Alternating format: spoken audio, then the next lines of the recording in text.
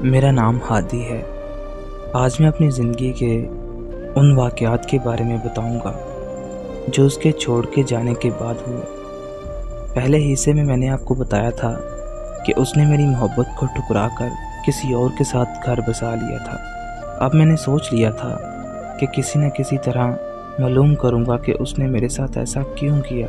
क्या उसकी कोई मजबूरी थी या उसने अपनी मर्ज़ी से ऐसा किया? लेकिन ऐसा नहीं हुआ। जब से हमने बात करना छोड़ा था, उसने एक बार भी बात करने की कोशिश नहीं की। एक दिन मुझे उसकी एक फेसबुक आईडी मिली जो उसने किसी और नाम से बनाई थी, लेकिन मैंने उसको पहचान लिया था। इतना वक्त साथ जो गुजारा था हमने, मैंने उसको मैसेज किया और उसको शादी की मुबारकबाद दी और भी बहुत सारे मैसेज किए, लेकिन उसने मैसेज देख कर भी मुझे कोई जवाब ना दिया। मैं समझ गया कि वो मुझसे बात नहीं करना चाहती। फिर मैंने तंग आकर उसकी आईडी अपनी कज़न को दी, जिसके साथ मैं अपनी हर बात कर लेता था, और उसे अपनी कहानी भी सुनाई और उसको बोला कि इसके साथ बात करो और सब कुछ मालूम करो। मेरी कज़न उसके साथ बात करने लगी।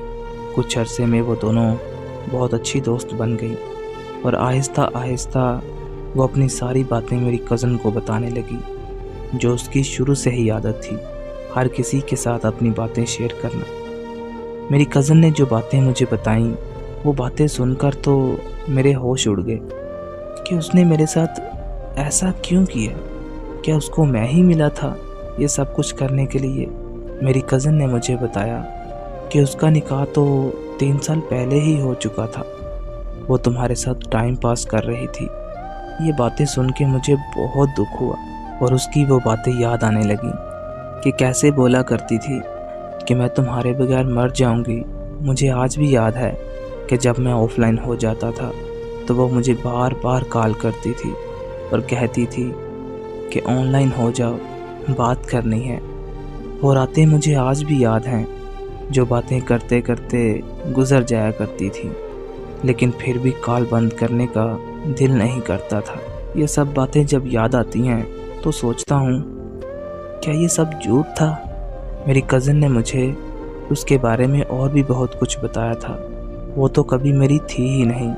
वो पहले से किसी के निकाह में थी। वो उसके साथ मोहब्बत भी करती थी और उसके साथ बहुत खुश थी। मेरी कज़न ने मुझे बताया कि वो अपने ससुराल में बहुत खुश है और उसने शादी भी अपनी मर्ज़ी से और अपनी पसंद से की है। जब मैंने ये सब बातें सुनी तो उसको मैसेज किया कि प्लीज़ जो मेरे साथ किया वो कभी किसी और के साथ मत करना। उसने जवाब में कहा कि कौन हो आप, मैं आपको नहीं जानती, और मुझे ब्लॉक कर दिया। उसकी ये हरकत देखकर मेरे दिल में जो उसके लिए थोड़ी सी मोहब्बत थी वो भी हमेशा हमेशा के लिए ख़त्म हो गई। मैं सोचता हूँ कि वो सब कुछ एक मजाक था उसके लिए।